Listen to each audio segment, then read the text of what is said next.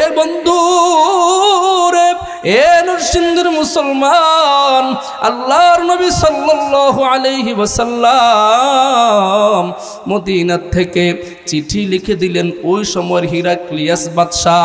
Heraclius বাদশাহ হলেন ওই সময়ের সবচেয়ে বড় প্রভাবশালী বাদশাহ।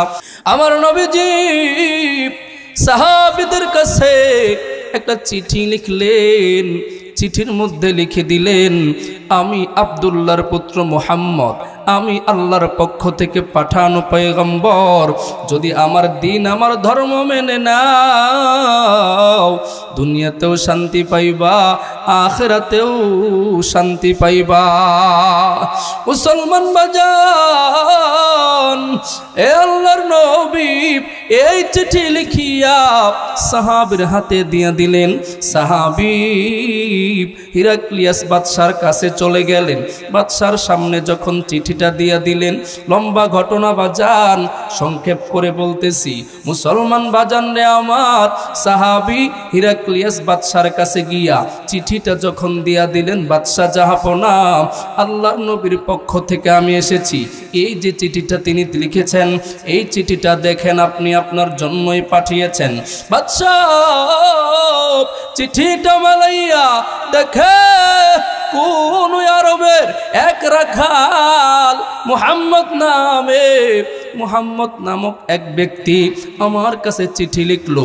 এত বড় বাদশা আমি, এত বড় প্রভাবশালী ব্যক্তি আমি, আমার কাছে চিঠি লিখে কত বড় সাহস, এত বড় সাহস তার কেমনে হইল? ওই বাদশা রাগে রাগান্বিত হইয়া চিঠিটাকে চিরে টুকরো টুকরো করে ফেলে। শুধু চিঠিটাকেই ছিঁড়ে না, যে সাহাবী ওই বাদশার কাছে চিঠি নিয়ে গিয়েছিল, ইতিহাস সাক্ষী, ওই সাহাবীকেও বাদশা নির্মম ভাবে শহীদ করে দেয়। মুসলমান বাজান, আল্লাহর নবীর কাছে যখন এই সংবাদটা আসলো, নবী গো, আমাদের তো ওই ভাইকে হিরাক্লিয়াস বাদশা শহীদ করে দিয়েছে। নবী, আমরা এখন কি করব বলেন না? এটা তো কেমন পায়ে পাড়া দিয়ে ঝগড়া করা। এ মুসলমান, মনে রাখবেন, আপনি আমার সাথে শত্রুতা আছে থাকতে পারে, কিন্তু আমি যখন আপনার কাছে আমার পক্ষ থেকে কোনো দুধকে পাঠাবো, আপনি আমার রাগ ওই দুধের উপরে ঢালতে পারবেন না। বিসমিল্লাহির রহমানির রহিম।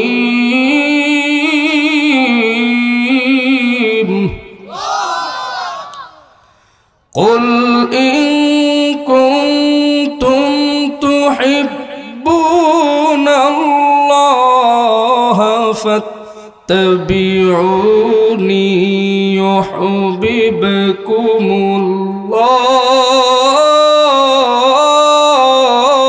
الله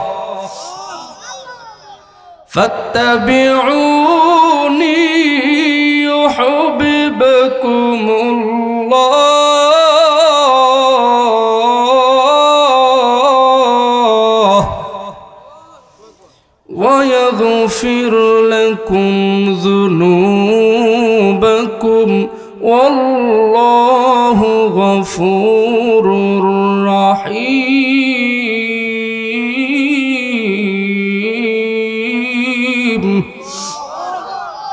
মুসলমান বাজান, গভীর মনোযোগ দিয়ে শুনবেন রে বাবা।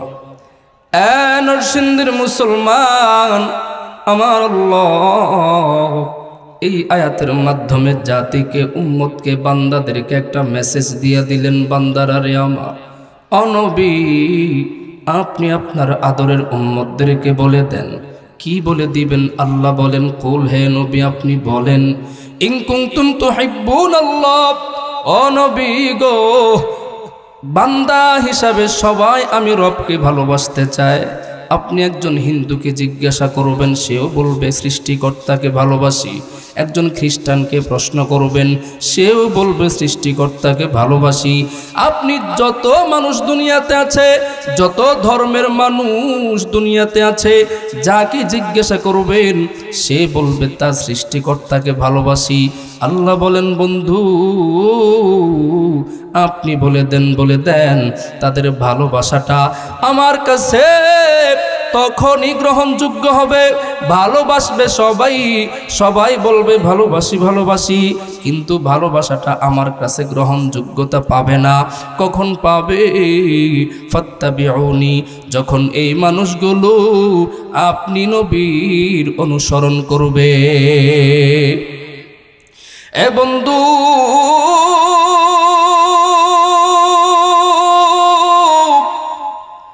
আল্লাহ বলেন নবী গো, আপনি নবীকে কেউ যদি অনুসরণ করে জানেন কি হবে? ওয়াগফির লাকুম যুনুবাকুম, আমি আল্লাহ বড় খুশি হইয়া এদের জীবনের সমস্ত গুনাহ আমি আল্লাহ মাফ করে দিব। কারণ হইল আল্লাহু গফুরুর রহিম, আমি আল্লাহ হলাম গফুর, আমি আল্লাহ হলাম রহিম, আমি আল্লাহ বান্দাদের গুনাহগুলো ক্ষমা করে থাকি।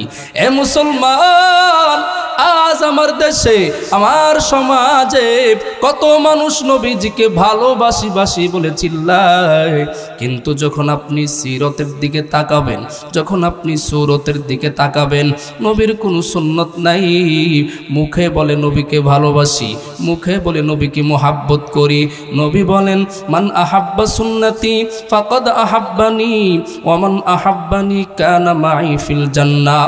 এই উম্মত, যে ব্যক্তি আমি নবীকে মোহাব্বত করে, আমি নবীর সুন্নতগুলোকে মোহাব্বত করে, এ উম্মত রে, যে ব্যক্তি আমি নবীর সুন্নতকে ভালোবাসবে, ওই উম্মতকে আমি নবী জান্নাতে নিয়ে যাব।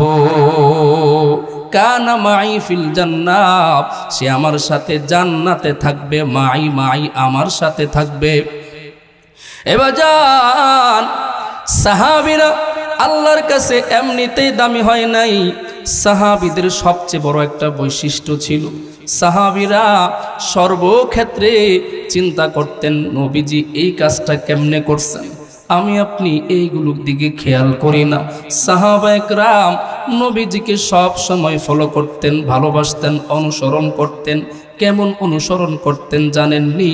সিরাতের কিতাবে পেয়েছি, কালো একটা নেগ্রো সাহাবী, চেহারা একেবারে কালো, হাবশা এলাকার মানুষ, হাবশার মানুষদেরকে যারা দেখেছেন গো, তাদের চেহারা অনেক কালো, চেহারার কোনো ডক নাই, কোনো সুন্দর নাই, ঠোঁটগুলো মোটা মোটা, একেবারে চেহারার রং ফ্যাকাশে, চুলগুলো একেবারে সুন্দর না। হাবশা এলাকার একজন সাহাবী নবীকে কত ভালোবাসতেন, কত অনুসরণ করতেন। বাজান রে, দিলটা নরম করে দিয়ে শুনবেন রে বাবা, সাহাবীরা এমনি সাহাবী হয় নাই, সাহাবীরা এমনি নবীর এত আপন হয় নাই, আল্লাহর জান্নাত দুনিয়াতে এমনি পাই নাই। বাজান রে, দিলটা নরম করে দিয়ে শুনেন রে বাবা, সাহাবী নবীর অনুসরণ করে, অনুকরণ করে, নবী যেইভাবে হাঁটে ওই সাহাবীও সেইভাবে হাঁটতে চায়। নবী যেইভাবে খায় ওই সাহাবীও সেইভাবে খায়, নবী যেইভাবে চলাফেরা করে ওই সাহাবীও ঠিক সেইভাবেই চলাফেরা করে। নবীর মতো সব কিছু সাহাবী অনুসরণ করে, কিন্তু বাজান একটা জায়গায় এসে সাহাবীর অনুসরণটা হয় নাই। আমার নবী মাথায় যখন তৈল দিয়ে আছড়াইতেন, মাথার চুলগুলো দুই দিকে চলে যেত, মাঝখান দিয়ে সুন্দর একটা স্মৃতি হয়ে যেত। বন্ধুরে, ওই নিগ্রু সাহাবী আয়নার সামনে যখন দাঁড়ায়, দেখে তার চুলগুলো তো নবীর মতো হয় না। কারণ কালো মানুষের মাথার চুলগুলো দেখবেন কেমন আঁকাবাঁকা, মাথার চুল নবীজির মতো করতে চায়, কিন্তু চুলগুলো নবীর মাথার মতো হয় না, নবীর চুলের মতো হয় না। সাহাবী মনে বড় ব্যথা, মনে বড় কষ্ট। নবীর উম্মত কেমন ভালোবাসতেন সাহাবীরা আমার নবী। নেগ্রো কালো সাহাবী একটা লোহা হাতে নিল, লোহাটারে আগুনে গরম কইরা যখন লোহাটা টকবকে লাল হয়ে গেছে, ওই লোহাটাকে নিয়া মাথার মাঝখানে ধরে দিয়েছে। বন্ধুরে, সাহাবী গরম লোহা যখন মাথায় ধরে, মাথার চুলগুলো পুরো যায়, দুই দিকে চুলগুলো কেমন যেন ফাঁকা হয়ে যায়, মাঝখানে স্মৃতি হয়ে যায়। বন্ধুরে, সাহাবীরে প্রশ্ন করে আরেকজন, কিরে ভাই তুই কি পাগল হয়ে গেলি? তুই কি ব্যথা পাও না? তুই যে এমন করো, তোর কি একটু ব্যথা লাগে না? সাহাবী ডাক দিয়া কয়, বন্ধুরে ব্যথা তো পাই ঠিকই, কিন্তু নবীর মাথার মতো আমার মাথাটা হয় না। এই সাহাবী, নবীর অনুসরণটা আমার হয় না। এই সাহাবী রে, এখন যদিও আমি ব্যথা পেয়েছি, কিন্তু এই ব্যথা আমার হৃদয়ের ব্যথার চাইতে বেশি না। এখন আমার এই কাজের কারণে আমার হৃদয়, আমার কলিজা ঠান্ডা হয়ে গেছে। সুবহানাল্লাহ। এবাজান, সাহাবীদের অনুসরণ ছিল এমন, সাহাবীরা সব ক্ষেত্রে নবীজিকে অনুসরণ করতেন, নবীজিকে ভালোবাসতেন রে বাবা। আব্দুল্লাহ ইবনে ওমর রাদিয়াল্লাহু আনহু, হাদিসের পৃষ্ঠায় পৃষ্ঠায় যার নাম আব্দুল্লাহ ইবনে ওমর, রাস্তা দিয়ে হাঁটে, হঠাৎ এক জায়গায় বসে পড়লো, প্রস্রাবের মতো বসলো। আর এক সাহাবী প্রশ্ন করে, আব্দুল্লাহ তুমি তো একটু আগে প্রস্রাব করে বসলা, প্রস্রাব করে আসলা, এবার আবার কেন এখানে বসলা? ও সাহাবী আব্দুল্লাহ জানতে চাই। আব্দুল্লাহ ইবনে ওমর ডাক দিয়ে কয়, সাহাবীর আমি আমার নবীজিকে দেখেছি, আমার নবীজি রাস্তা দিয়ে যাওয়ার সময় এই জায়গায় বসে প্রস্রাব করেছে। সাহাবীরে, যদিও আমার প্রস্রাব ধরে নাই, আমি নবীর এই জায়গাটাই বসে নবীর সুন্নতটাকে আদায় করলাম। এরাই তো ছিল সাহাবী, নবীজিকে জীবনটা দিয়ে ভালোবাসতেন, নবীজিরে কলিজাটা দিয়া মোহাব্বত করতেন। বাজান রে, আজ আমাদের হৃদয়ে নবীর প্রতি ভালোবাসা নাই, নবীর প্রতি মোহাব্বত নাই। যদি নবীর প্রতি মোহাব্বত থাকতো, তাহলে আমাদের গালে দাড়ি উঠতে দেরি হইতো না। বন্ধু, নরসিংদীর মুসলমান, আমরা অনেক ইতিহাস শুনেছি, আমরা বদর যুদ্ধের ইতিহাস শুনেছি, উহুদের ইতিহাস শুনেছি, খন্দক যুদ্ধের ইতিহাস শুনেছি। মুসলমান ভাইরা আমার, একটা ইতিহাস আমরা অনেকেই জানি না, অনেকের স্মরণে নাই। এ মুসলমান বাজান, এজন্য আজকে কানটা খাড়া করিয়া এই ইতিহাসটা শোনো। মুসলমানদের ইতিহাস তো ভুলে গেলে চলবে না।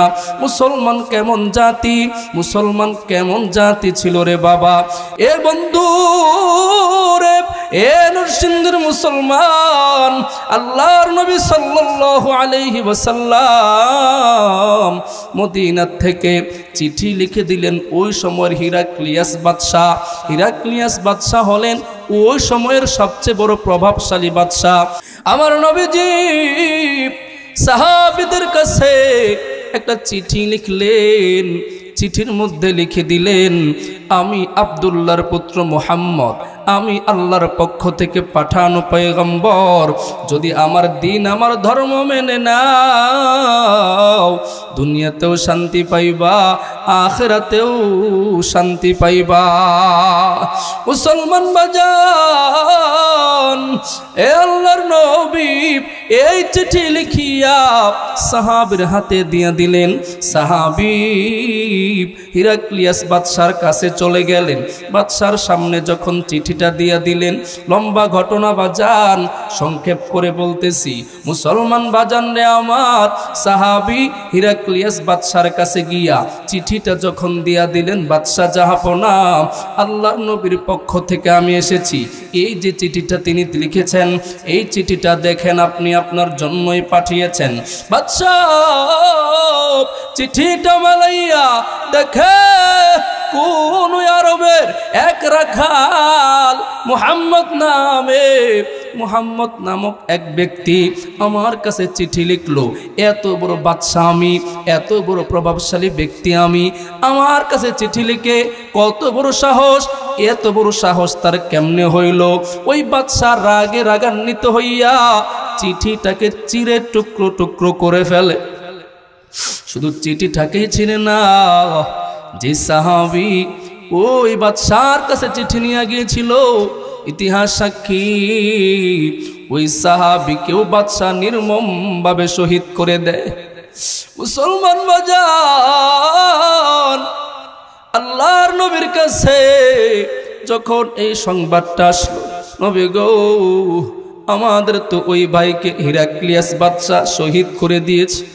নবী, আমরা এখন কি করব বলেন না? এটা তো কেমন পায়ে পাড়া দিয়ে ঝগড়া করা। মুসলমান মনে রাখবেন, আপনি আমার সাথে শত্রুতা আছে থাকতে পারে, কিন্তু আমি যখন আপনার কাছে আমার পক্ষ থেকে কোনো দুধকে পাঠাবো, আপনি আমার রাগ ওই দুধের উপরে ঢালতে পারবেন না। মুসলমান বাজান রে, আল্লাহর নবী এই সংবাদ শোনার পরে মসজিদে নববীতে চলে গেলেন, সব সাহাবীদেরকে ডাকলেন। সাহাবীরা, আমার অমুক প্রাণ প্রিয় সাহাবীকে হিরাক্লিয়াস বাদশা শহীদ করে দিয়েছে, সাহাবীরা আসো, মসজিদে নববীতে আসো। সব সাহাবীরা মসজিদে নববীতে চলে আসলেন। মুসলমান বাজান, দেখেন না কি এমন ইতিহাস বাজান রে। আল্লাহর নবী সব সাহাবীদেরকে একত্রিত করিয়া নবী আমার বলতেছেন, সাহাবীরা রে, আমরা সংখ্যায় যদিও কম, কিন্তু তাদের বিরুদ্ধে জিহাদ করা লাগবে। ও সাহাবীরা, তোমরা কি রাজি আছো? 3000 সাহাবী, 3000 সাহাবী মসজিদে নববীতে একত্রিত হইয়া নবীকে বলে, নবী গো, আমরা জীবন দিয়েও জীবন যদি আমাদের চলে যাবে, কিন্তু আমাদের ভাইয়ের প্রতিশোধ অবশ্যই আমরা নিব। ও নবী গো, আপনি আদেশ করেন, আমাদের কি করা লাগবে? নবী আমার সাহাবীদেরকে একত্রিত করিয়া এই 3000 সাহাবীর মধ্যে 3 জনকে সেনা প্রধান বানাইলেন। মুসলমান বাজান রে, মনে রাখবেন, একটা যুদ্ধের জন্য সেনা প্রধান প্রয়োজন হয় একজন। বলেন কয়জন? কথা বলেন কয়জন? একজন সেনা প্রধান দরকার, কিন্তু নবী আমার সেনা প্রধান বানাইলেন 3 জন। প্রথম দাঁড় করাইলেন যায়েদ ইবনে হারেসা। কই তুমি দাঁড়াও। যায়েদ ইবনে হারেস, লাব্বাইকা ইয়া রাসূলুল্লাহ, দাঁড়াইয়া গেল।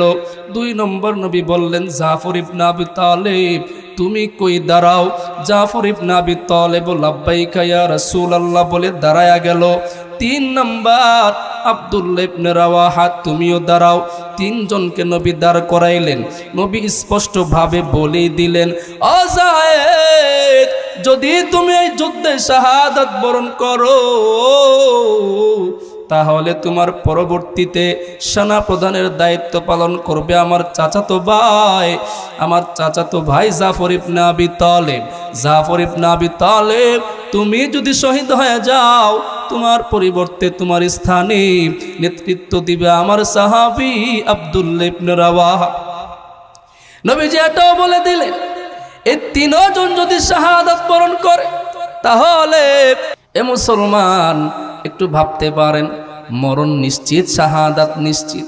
নবী বইলা দিছে, নবীর জবান দিয়া বের হয়ে গেছে, আর কোনো ফেরার পথ নাই, এই যুদ্ধ থেকে আর ফিরতে পারবো না। নবী বললেন, সাহাবীরা যাও, তোমাদের স্ত্রী সন্তান আছে, তোমাদের মা বাবা আছে, তাদের থেকে বিদায় নিয়ে আসো। বন্ধুরে, 1 নম্বর যায়েদ ইবনে হারেসা ডাক দিয়া কয়, নবী গো, আমার তো মাও নাই বাবাও নাই, ও নবী গো, আমার এই দুনিয়াতে আপনি ছাড়া কেউ নাই গো।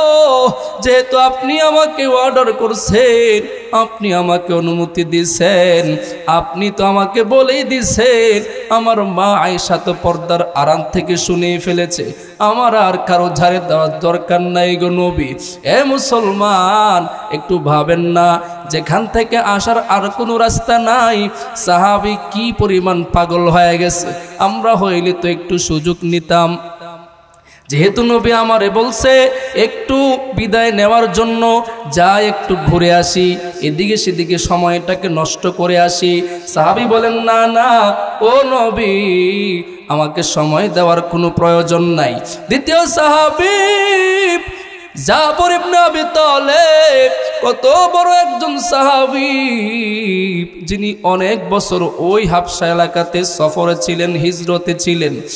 বন্ধুরে, মদিনাতে আসছেন, বেশি দিন হয় নাই। নবীর কাছাকাছি থাকার জন্য সাহাবী বড় আশা নিয়ে মদিনায় আগমন করলেন।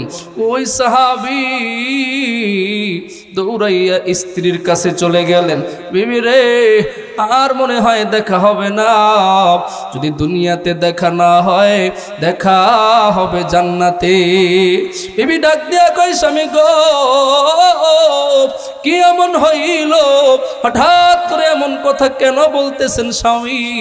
জাফর ইবনে আবি তালেব কয়, বিবি রে, নবী আমাদের 3 জন রে আমির বানাইছে, আমির দরকার একজন, নবী বানাইছেন 3 জন, তার মানে হইল আমরা 3 জন কেউ আর ফিরতে পারবো না। ও বিবি রে, তুমি আমার মাফ করে দিও, তোমারে ঘরে আনছি, তোমারে বিয়া কইরা আনার পর তোমার হক আমি ঠিক মতো আদায় করতে পারি নাই, তোমারে অনেক কিছু দেওয়ার দরকার ছিল, পারি নাই। ও বিবি রে, আমারে তুমি ক্ষমা করে দিও রে বিবি। বিবি ডাক দিয়া কই, স্বামী গো, আমি দোয়া করি আল্লাহ আপনারে এই যুদ্ধ থেকে শহীদ না বানাইয়া গাজী বানাইয়া যেন ফিরায়। জাফর ইবনে আবি তালেব অস্ত্রটা দিয়া উল্টা পিঠ দিয়া বিবির গায়ে আঘাত করে বলে, বিবি রে, নবীর বিরুদ্ধে দোয়া কইরো না, নবী দোয়া করছেন আমি শহীদ হব, অতএব তুমি নবীর শহীদের দোয়ার বিরুদ্ধে আর দোয়া কইরা কোনো লাভ হবে না। মুসলমান গো, সাহাবী জাফর ইবনে আবি তালেব বিবির থেকে বিদায় নিয়ে চলে আসে। সন্তানগুলো পিছন থেকে ডাক দিয়া কয়, আব্বু, কত বছর পরে ও আব্বু তোমারে কাছে পাইছি গো আব্বু। ও বাবা গো, আমাদেরকে নিয়ে ভালো করে ঘুরতেও পারলা না, আমরা তো তোমারে কই পামো গো আব্বু, তুমি আমাদেরকে ছাইরা যাও না গো আব্বু। ইতিহাসের কিতাবে আছে রে বন্ধু, সাহাবী জাফর ইবনে আবি তালেব পিছন দিকে ফিরেও তাকায় নাই। ও বন্ধু রে, নবীর প্রতি কি পরিমাণ ভালোবাসা, নবীর কি পরিমাণ মায়া করছে, নবীর অনুমতিরে কি পরিমাণ ভালোবাসছে। আজান সাহাবী পিছনে তাকাই নাই, কারণ হইল সন্তানের ভালোবাসা যদি অন্তরে ঢোকে, হয়তো নবীর ভালোবাসা কম হয়ে যাবে। আজান 3 নম্বর সাহাবী আব্দুল্লাহ ইবনে রাওয়াহা, তিনি সদ্য মাত্র বিবাহ করছে, 2-1 দিন হয়েছে মাত্র। সাহাবীও নবীর অনুমতি পাইয়া বিবির কাছে চলে গেছে, বিবি রে, মাত্র তোমারে বিবাহ করে আনছি রে বিবি, কিন্তু আমারে বিদায় দিয়ে দাও, আর মনে হয় তোমার সাথে সাক্ষাৎ হবে না। বিবি ডাক দিয়া কই, স্বামী গো, একটু ঘরে আসেন না, একটু ঘরে আইসা যান। স্বামী আব্দুল্লাহ ইবনে রাওয়াহা কয়, বিবি রে, ঘরে আসতে আমারে বলবা না, যদি আমি ঘরে আসি তোমার প্রতি আমি দুর্বল হয়ে যাব। ও বিবি রে, আমারে তুমি ক্ষমা কইরা দিও। নবীর আদেশকে আমি সর্বোচ্চ মর্যাদা দিলাম। ও বিবি রে, দুনিয়ায় আর দেখা হবে না, দেখা হবে আল্লাহর জান্নাতে। মুসলমান বাজান রে, নরসিংদীর মুসলমান, তিনজন সাহাবী বিদায় লইয়া নবীর কাছে চলে আসে। নবী গো, আমাদেরকে আপনি অনুমতি দিয়ে দেন, যুদ্ধে চলে যাব। মুসলমান বাজান রে, লম্বা ঘটনা। নবী 3000 সাহাবীকে একত্রিত কইরা তিনজনকে আমির বানাইয়া সেনা প্রধানের দায়িত্ব দিয়ে যুদ্ধে পাঠাইয়া দিলেন। বন্ধুরে,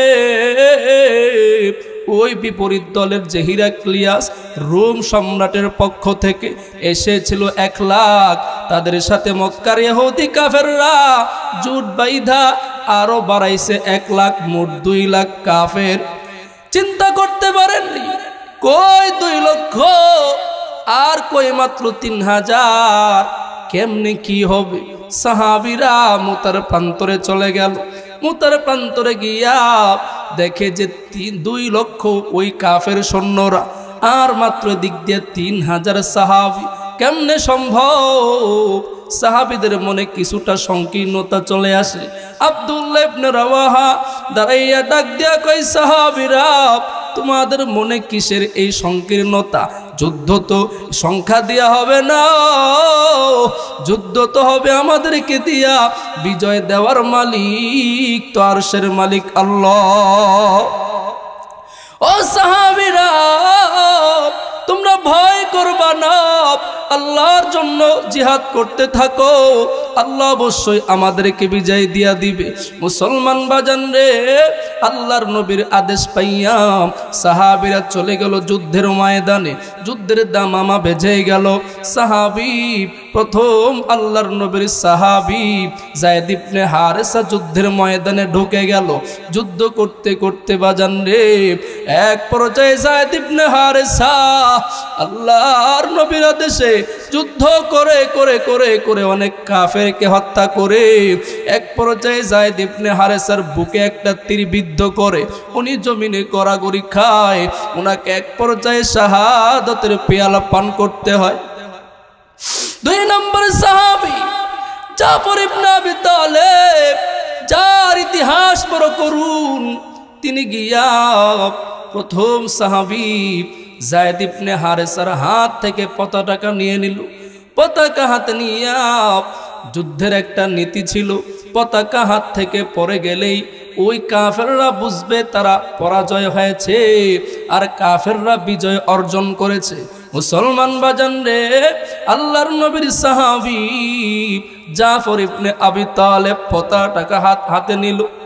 পতাকাকে হাতে নিয়ে যুদ্ধের ময়দানে চলে গেল।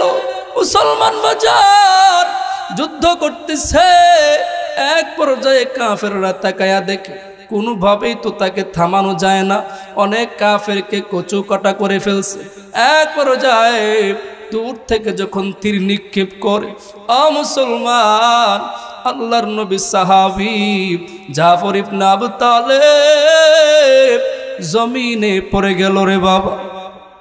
এ মুসলমান বন্ধু, ওই কাফের এক বেঈমান আসিয়া একটা ছুরি দিয়া আল্লাহর নবীর সাহাবী জাফর ইবনে আবি তালেব পতাকাকে মনে করেন হাত দিয়া ধরে রাখছে, বাম হাতটা তার কেটে ফেলছে। এ মুসলমান, পতাকাকে তিনি নিচে ফেলতে দেয় নাই, বাম হাত কেটে ফেলছে, ডান হাতে পতাকাটাকে নিল, এবার কূপ দিয়া ডান হাতটাও কেটে ফেলছে। মুসলমান বাজান রে, আল্লাহর নবীর সাহাবী জাফর ইবনে আবি তালেব পতাকাটাকে নিচে পড়তে দেয় নাই। আল্লাহর নবীর সাহাবী মুসলমানদের বিজয়ের পতাকা দাঁত দিয়া কামড় দিয়া ধরে রাখছে। এ মুসলমান, ওই কাফেরদের একজন আইসা আল্লাহর নবীর সাহাবীকে আঘাত করতেছে রে বাবা, বুকের মধ্যে আঘাত করে পা কেটে দিল, দুটা পা কেটে দিল রে বাবা। 2টা হাতও নাই, ডান হাতও নাই, বাম হাতও নাই, ডান পাও নাই, বাম পাও নাই রে বাবা। আল্লাহর নবীর সাহাবী জাফর ইবনে আবি তালিব পতাকাটাকে দাঁত দিয়া আশ্রে ধরছে যেন পতাকা জমিনে পড়ে না যায়। এ মুসলমান বাবা, এ আল্লাহর নবীর উম্মত, কেমন ছিলেন সাহাবীদের ঈমান, কেমন ছিলেন সাহাবীদের ভালোবাসা। জাফর ইবনে আবি তালিবের হাত থেকে, মুখ থেকে তৃতীয় সাহাবী আব্দুল্লাহ ইবনে রাওয়াহা পতাকাকে হাতে নিল।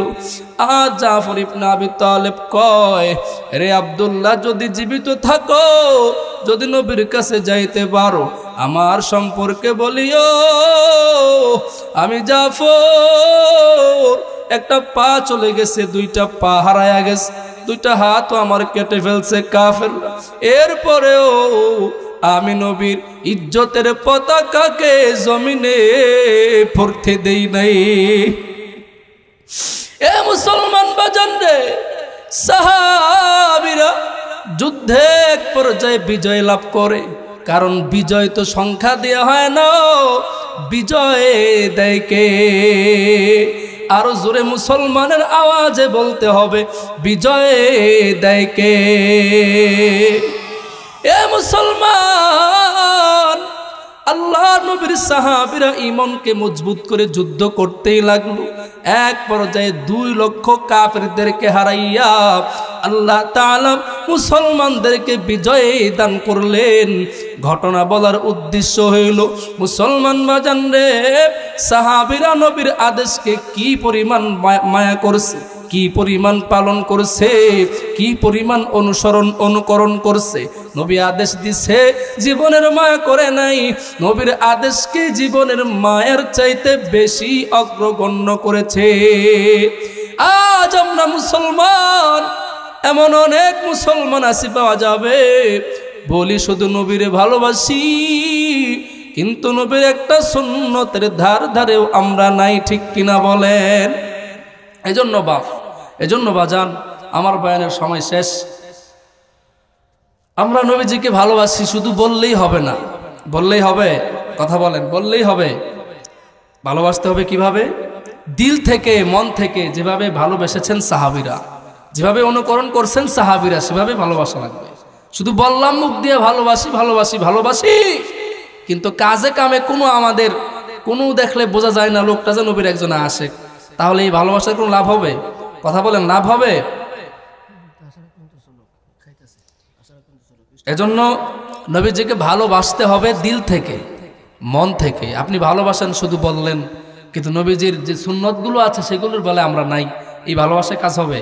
কথা বলেন, ভালোবাসায় কাজ হবে? ভালোবাসতে হবে কি দিয়া? দিল দিয়া, অন্তর দিয়া। এবং এই ভালোবাসাটা নিজের মধ্যে নিয়ে আসা লাগবে, নিজের ভিতরে সেই রংটাকে নিয়ে আসা লাগবে। আমার নবীজি উম্মতকে কত ভালোবাসছেন জানেন?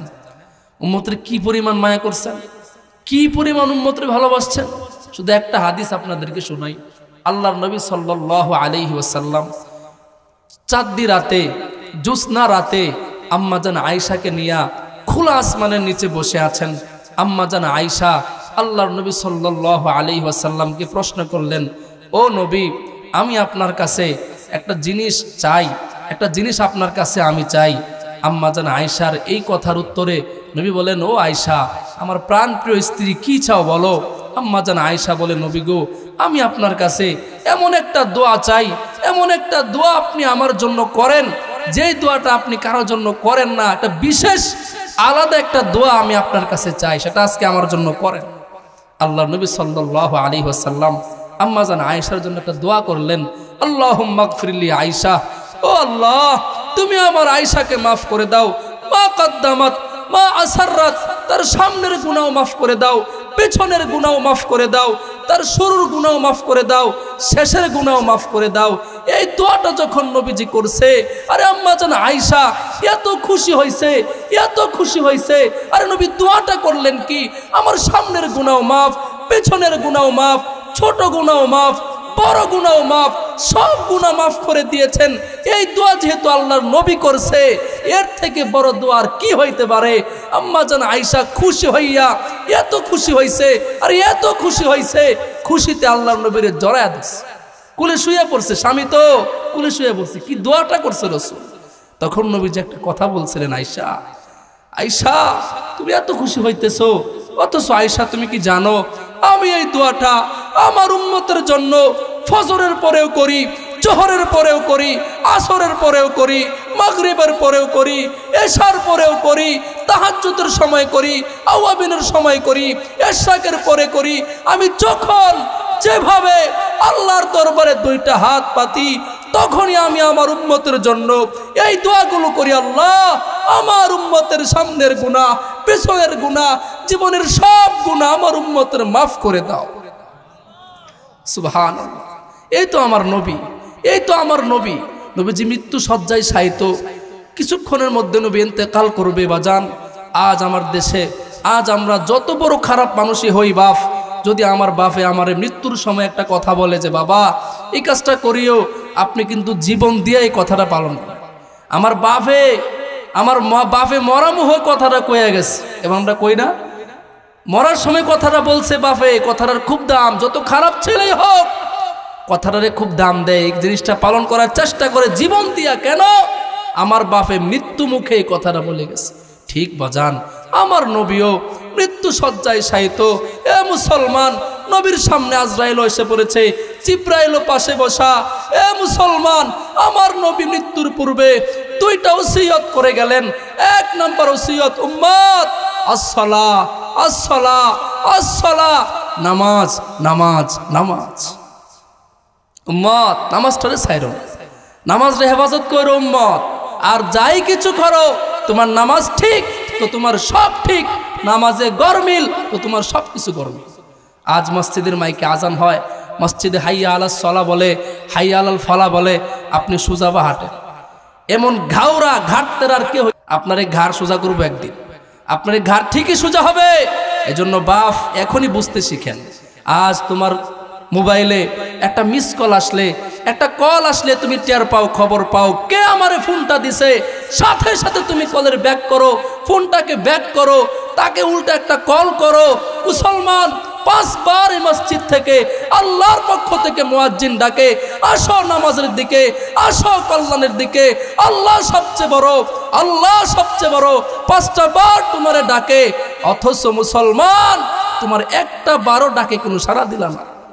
কেমন মুসলমান তুমি, কেমন মুসলমান তুমি? একটু ভাবো তো। আজ এখানে কত মানুষ বসছেন, মুরব্বী বাবারা আছেন, যুবক ভাইরাও আছেন। এমন মানুষ তো এখানে আছেন ফজরও পড়েন নাই, জোহরও পড়েন নাই, আসরও পড়েন নাই, মাগরিবও পড়েন নাই, ঈশাও পড়েন নাই, খুদাই বাঁচাইলে ফজরও পড়বেন না। কি লাভ বলেন? এই বয়ান শুনেই কি লাভ, আর এই বয়ান দিয়েই কি লাভ, যদি আমাদের মধ্যে এতটুকু ফায়দা না আসে? মাহফিল হয়, প্রতি বছর মাহফিল হয়, 8ম বার্ষিক, 23 বার্ষিক, 30তম বার্ষিক ওয়াজ মাহফিলও আমি করছি। চিন্তা করেন তো, 30 বার 30টা বছর ধরে মাহফিল হতেছে, অথচ এই কমিটির লোকেরা 30 বছর ধরে মাহফিল করে, ঠিক একজন লোকেরও মুখে দাঁড়িয়ে উঠলো না, একজন লোক নামাজ পড়লো না। কি লাভ হইলো মাহফিলটা দিয়ে? এজন্য বাপ নিজের উপরে এহসান করেন, নিজের উপরে কদর করেন। খাইলেও দিন শেষ হবে, না খাইলেও দিন শেষ হবে। আজকে রাত যার বাসর রাত, তারও রাত শেষ হবে। আজকে রাত যার জেলখানাতে, কালকে সকালে ফাঁসি, তারও রাত শেষ হবে। আজকে রাতে যে না খায়া শুয়ে আছে, তারও রাত শেষ হবে। যে পেট ভরে ভালো খাবার খায়, তারও রাত শেষ হবে। কারোর জন্য সবাই বসে থাকবে? ঠিক একদিন আপনার এই সময়টা, আপনার এই জীবনের হায়াতের এই নৌকাটাকে একদিন মৃত্যুর জায়গায় ঠেলে বসবে।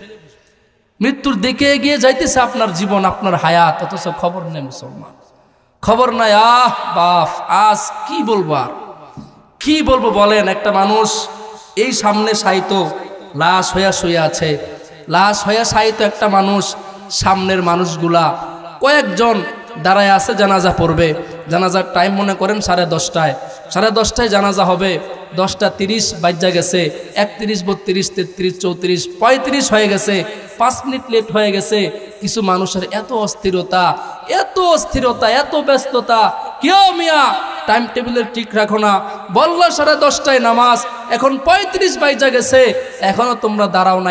এত ব্যস্ততা উনি, খোদার কসম বাপ, যে লোকটা এখানে শায়িত সে তোমার থেকে আরো বেশি ব্যস্ত ছিল।